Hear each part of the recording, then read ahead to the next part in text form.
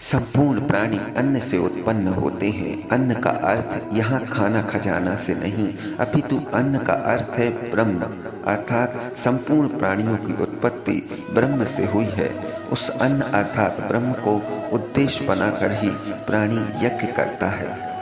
यहाँ यज्ञ का अर्थ तिल और जौ की आहुति नहीं है। यहाँ यज्ञ का अर्थ है श्वास का प्रश्वान में हवन और प्रश्वान का श्वास में हवन। इसे गीता में कर्म कहा गया है। यज्ञ की परिक्रिया ही कर्म है, अर्थात श्वास का प्रश्वान में हवन ही कर्म है, जिससे ब्रह्म रूपी अन्न की प्राप्ति होती है।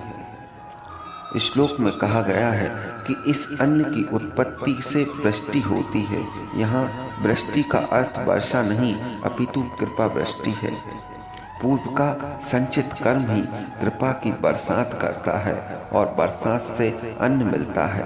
इसका अर्थ है जो अपने कर्म क्रिया है, श्वास का प्रश्वान में हवन किया है, उससे आपको कृपा की वर्षा हुई, भगवान की कृपा हुई और आपको अन्न अर्थात ब्रह्म स्वरूप मिला।